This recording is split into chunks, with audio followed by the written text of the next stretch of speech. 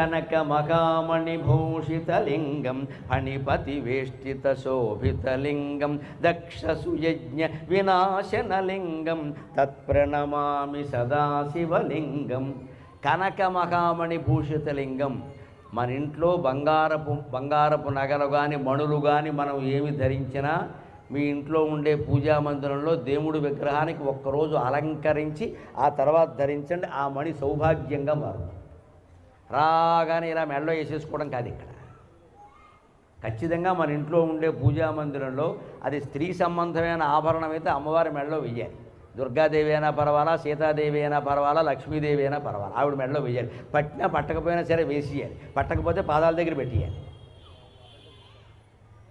మంగళసూత్రం కూడా అమ్మవారి పాదాల దగ్గర పెట్టి తొడుక్కుంటారండి స్త్రీలు, భక్తి ఉన్నవాళ్ళు ఖచ్చితంగా. ఆవిడే కాపాడాలండి, ఎవరు కాపాడతారు? మగవాళ్ళు కూడా ఉంగరం కొనుక్కున్నా సరే ఉంగరం తీసి ముందు అమ్మవారి దగ్గర పెట్టాలి, శివుడి దగ్గర పెట్టాలి, రాముడి దగ్గర పెట్టాలి, కృష్ణుడి దగ్గర పెట్టాలి. ఆయన వేలికి పట్టకపోతే కాలి దగ్గర పెట్టాలి.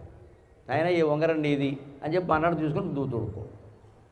అప్పుడు ఆ ఉంగరం ఈ దిక్కుమాలిన రంగురాళ్ళ ఉంగరాల కంటే బ్రహ్మాండంగా పనిచేస్తుంది. దేవుడి మీద నమ్మకంతో పెట్టుకున్న ఉంగరం అది. ఈ ఆలోచనలు ఉన్నవాళ్ళు ఆ పని చేయండి. రంగురాళ్ళకి మోసపోకండి. ఒకడు మొత్తం 10 వేళ్ళకి మొత్తం 30-40 ఉంగరాలు పెట్టండి. అవన్నీ ఏవో వెలవెలబోతూ ఉన్నాయి. ఒక్క ఉంగరం బాగా మెరుస్తుంది, అది పెళ్లినాడు పెట్టిన ఉంగరం.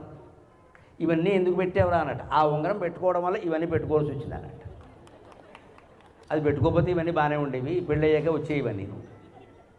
ఆ పెళ్ళి ఉంగరం ఒకటి పెట్టుకోబట్టి ఈ 40 ఉంగరాలు పెట్టుకోవాల్సి వచ్చింది. తర్వాత ఎన్ని వచ్చాయి ఇవన్నీ?